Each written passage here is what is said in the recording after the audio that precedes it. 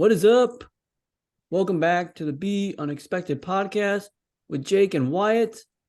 Today we are joined by Nebraska basketball player Sam Hoiberg. Sam, how's it going? Good, man. Happy to be here. Thanks for having me on. Yeah, thanks for coming on our podcast. So Sam and we met at a basketball camp that they put on for Special Olympics.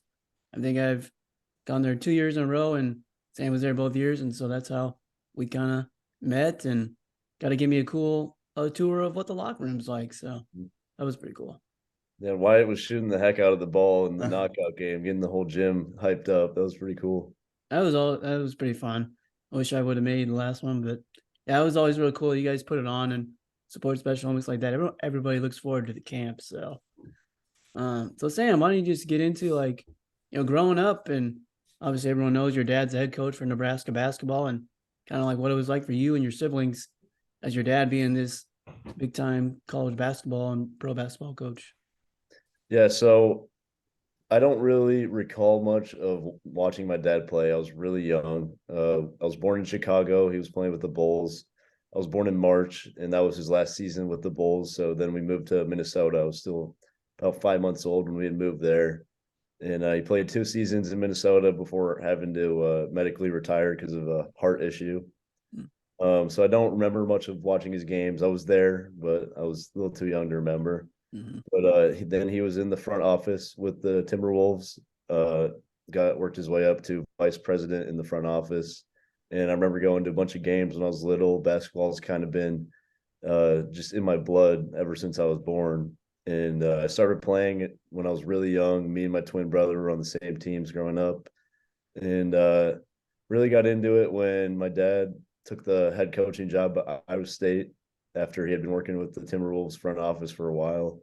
And I got to watch him coach some really good teams. Had a bunch of NBA players that turned out to be NBA players that some are still in the league now. But watching those games at Hilton Coliseum and seeing the fan base get behind them and have really good season. They made a Sweet 16. They're a 3 seed twice in a row. They won the Big 12 tournament back-to-back years, and I got to go up on the ladder with my twin and my dad, and we cut down the nets with him. So that was one of the cooler moments of my life. But for my personal basketball journey, I've always been an extremely competitive kid. It starts with me and my twin brother. We're just, especially with each other, there's just constant competitive battles. We're always competing, trying to outdo one another. We would do push-ups before bed, and if we saw one do one more push-up than the other one, we're like, hey, did you just do another push-up? Like, now I have to do that. And we had to do the same amount of work, or we would get mad, or we get jealous. That kind of pushed me to become a better player and just work harder. He was a really good player, so we played in high school together at Lincoln Pius my last 2 years. And we always played really well together. We just knew each other's games, knew where to find each other.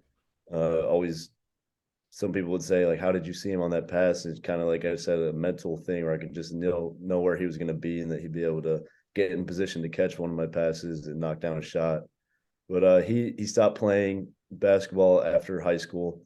He could have definitely been a college player, but he was just kind of done with it. And now he's down at TCU, just living the college life, having a great time. But I stuck with it. I came in as a walk-on. This is my third year, and I redshirted that first year. Kind of took it as a huge developmental year for me.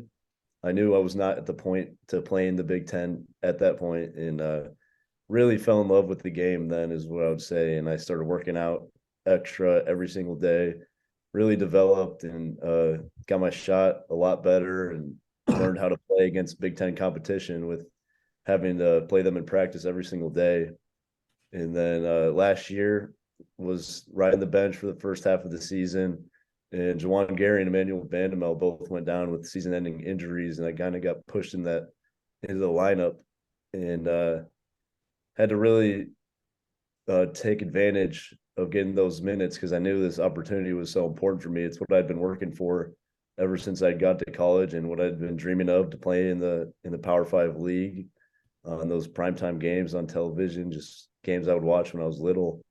And those first few games, especially the first one, Northwestern was the first one I was in the rotation. I was really nervous before the game. And fortunately, my older brother, Jack, he played at Michigan State, walked on as well before going to Texas Arlington, where he had a bigger role there playing wise. But he kind of had a similar situation where he got pushed in the lineup. I think it was his senior year at Michigan State. And I would talk to him just about preparation, how he would stay in the moment. And that worked out really well for me. Got in there, was productive in that first game. Then I had the career high versus Maryland, 15 points the next game. And after that, we started winning games, and that just got so much better. And just still working hard. I'm really excited for this season. I think we got a great group of guys, a lot of competitors, and just pushing myself to keep becoming a better player so I can help Nebraska win. And we really want to get that first tournament win for this university. So going back to your high school time, and so living in, or even before that, so Ames, then Chicago, and the Lincoln. So what was that like? I know moving can be tough, but if you're younger, it's easy. But with friendships and different basketball, how did that affect you, for better and for worse? Yeah, so I moved from Ames to Chicago suburbs when I was going into seventh grade. And I always said, having an identical twin who, I mean, we're best friends, we've always have been, you have that built-in friend with you, and it's easier to make friends when you have someone like that. And never really felt lonely in those transitions, which was just so huge. And they were never too difficult for me. Have great friends from both Chicago and Lincoln that I'm still in touch with. And moved to Lincoln my junior year. And same thing, had Charlie with me. And we made some good friendships right away and made the transitions really smooth. But I would say kind of being in those different areas, you have to learn how to adapt and be in different situations. I was playing on varsity as a sophomore in Chicago, and kind of started off the year not playing a ton, and got I got a little bit more accustomed to playing those bigger players as a sophomore, and I had some really good games at the end of the year. So that gave me a lot of confidence going into the next year. And then I had to move. And Pius had just won a state championship in Class B. We moved up to Class A the year we got there, and we started off really well. We were 11-0. I think we were number 2 in state at that point, and we kind of struggled the rest of the season. But yeah, just playing against those different talent levels, I would say it wasn't as big of a difference as a lot of people would think, playing for Chicago area kids versus Nebraska. I think the talent in Nebraska is a lot better than people expect. And yeah, just doing that, I think it did help me a lot. I played for 2 different coaching styles. I would say my high school coach in Chicago was definitely more defensive minded, and he helped me become more of a gritty player, which I kind of carried that look these days. And I just try to do everything that other people don't want to do, whether that's diving on the ball, taking a charge, and doing the little things that help win games. Yeah. So being a twin, you know, I'm a twin too, and you get it. Like when you're a twin, like they'll tell you the truth, whether you played good or not, and they don't, you don't care if your twin likes it. You're just gonna give them the truth. So how does like being a twin, like mentally help you, just like playing against each other, helping each other out on what you both did good and bad? Like, how did that help your like mental game? Just trying to, compete with your twin every day. Yeah, like I said, I mean, it was always a battle to kind of one up each other. Mm-hmm. We would always try to be better than one another, and it really pushed us to be better players. He was a really, really good shooter. He had the shooting edge over me in high school, and that would push me to want to become a better shooter. But when we play games, obviously there wasn't that competitive edge. We played really well together, and he was a grinder too. He played really hard, really good defender, and he kind of pushed me to become that as well. And I would say, yeah, just having him there to push me, and especially, and even now, he'll tell me what he thinks about games. He'll give me the straight up truth, which is good because you want to hear that. You don't want to be told how well you did every game, because not everything's going to go perfectly.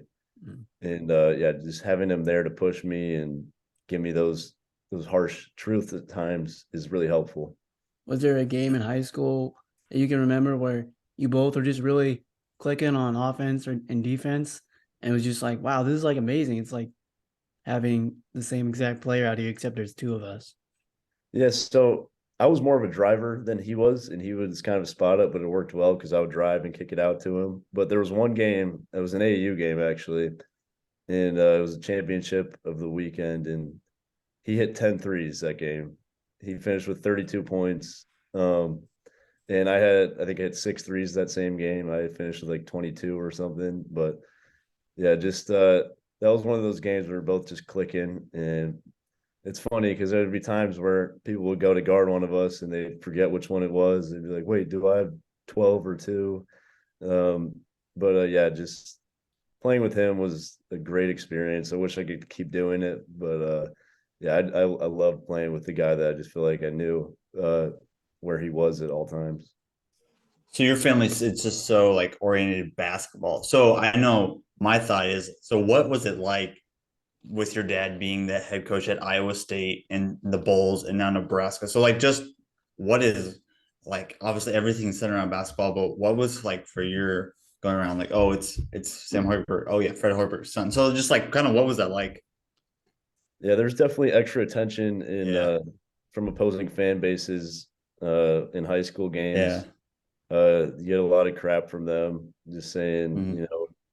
coach's son, whatever, all of Mhm. that. So it was definitely targeted at times. The Chicago opposing fans were a little bit more ruthless. Those Chicago teams were struggling when he was there, and they would say a lot of things.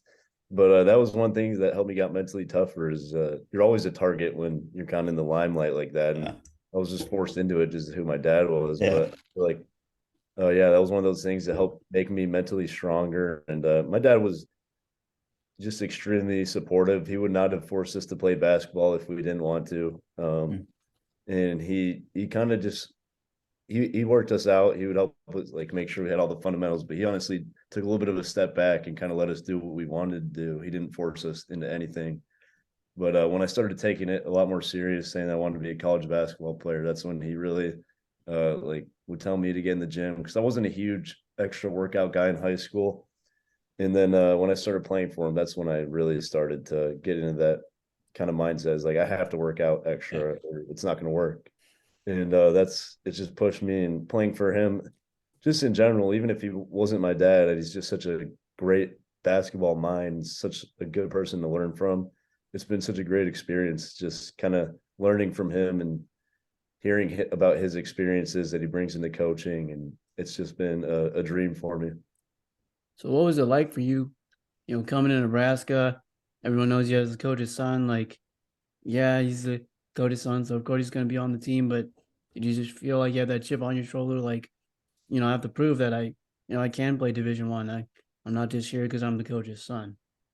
Yeah, that was a huge part of it for me. I still carry that chip on my shoulder to this day.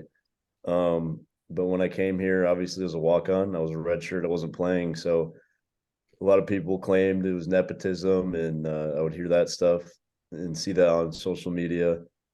But yeah, just knowing that kind of stereotype you have is just you're on the team only because your dad's the coach. That's another thing that pushed me to work my absolute hardest and get better to prove people that that is not true.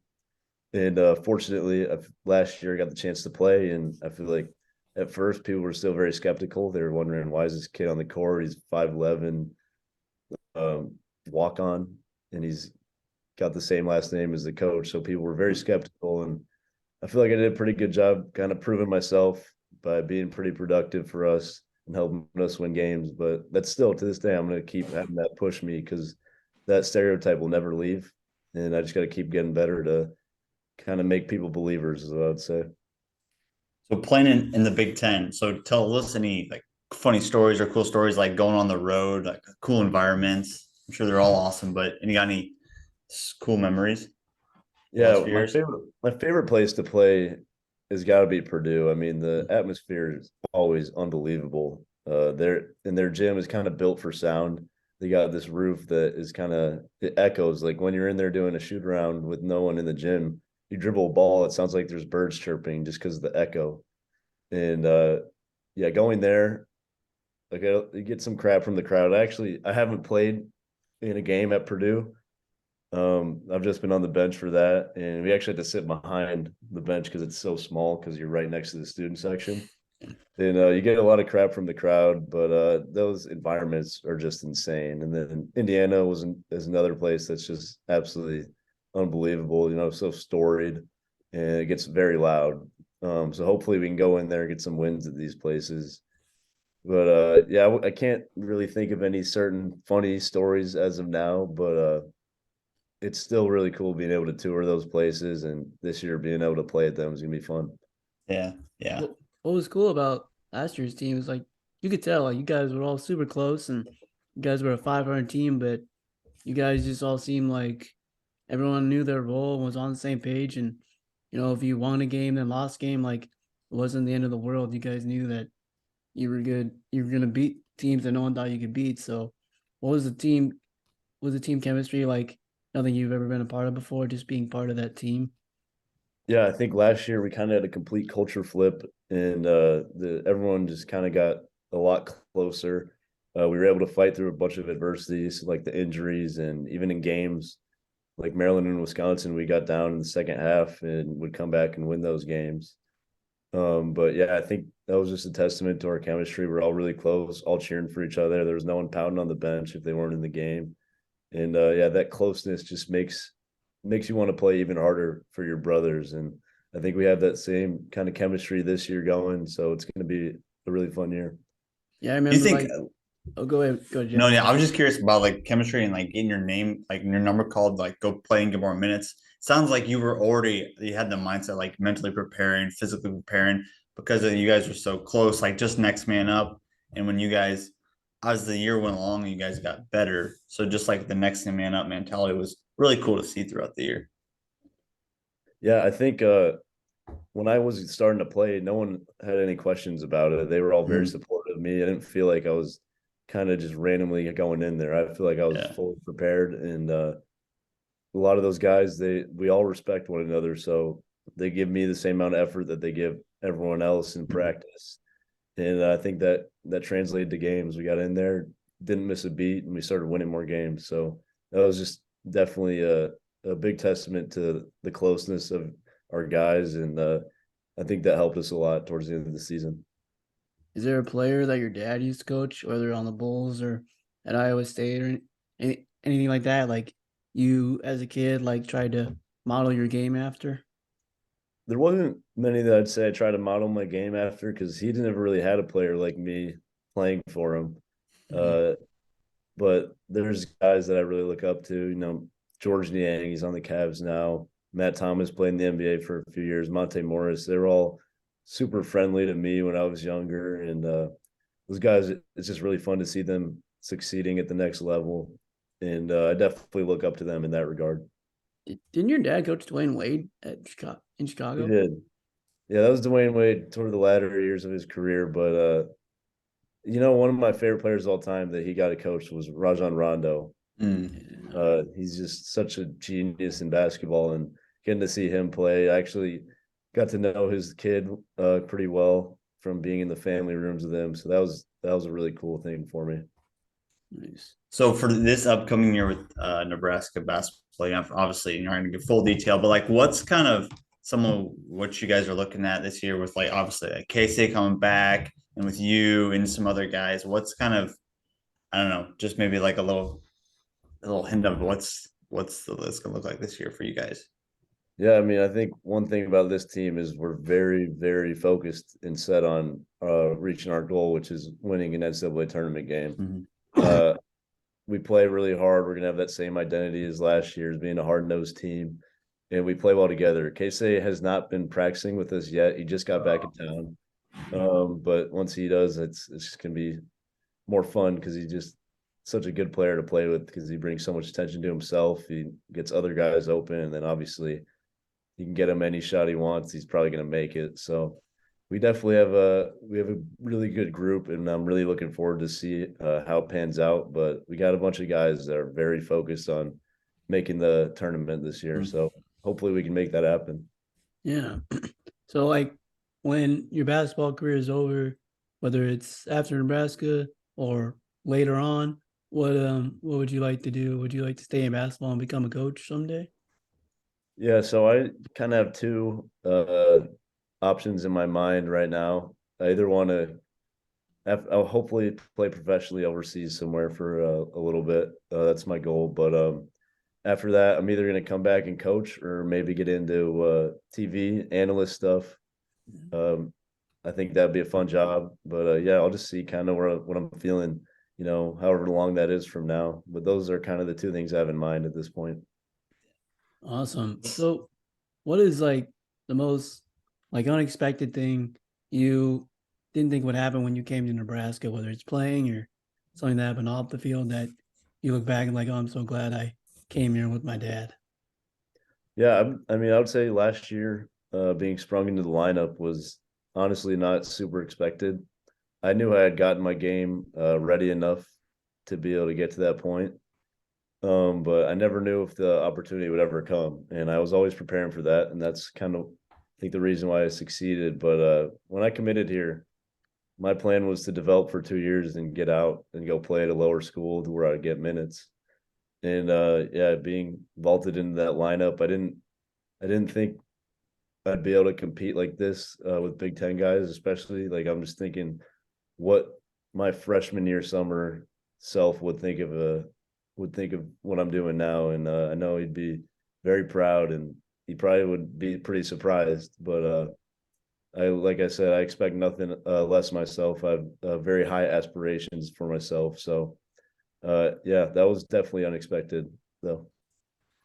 Coming out of high school, were you getting recruited by some like smaller schools? Did you have other options than just to walk on Nebraska? Yeah, I had quite a few options. I definitely could have gone Division 2. I was getting recruited by Colgate. It was in the Patriot League. They were probably recruiting me the hardest of anyone. They never offered me a scholarship, so that kind of sprung me to do the walk-on thing here. But I was talking to North Dakota State, UMKC, some other smaller D1 schools. So I knew I had options. I knew I had the game to play Division 1. It was just a matter of opportunity, and then kind of I just thought about it and how can I get even better, and what's better than playing against Big Ten players for a few years to develop your game. And that it happened quicker than I expected, and now I'm playing here, which is the best case scenario for me. Awesome. Well, thanks, Sam, for joining us on Be Unexpected, and good luck to the season. We'll definitely be watching. Don't you guys have a basketball event? Like, is it next week where people can come watch you guys like shoot around and just kind of introduce the crowd to the team? Yeah, we got opening night on, I believe, September 29th. It's the night before the Michigan football game. And you guys will have a chance to watch us. It's kind of an open practice deal. I think we'll do a couple competitions, 3-point contests. Basically a contest to see if anyone can beat K-State at this point. But, You gonna do that'll be it? fun. I might try this year. I haven't done it yet. It's pretty nerve-wracking to do it in front of everyone, but if someone asks me, I don't think I'm going to back down this year because Nice. I know I can hang with K-State a little bit. I just got to get hot. Yeah, sure. Well, thanks, Sam, for joining us on Being Unexpected, and good luck with your season. Yeah, thanks so much, guys. Really appreciate it.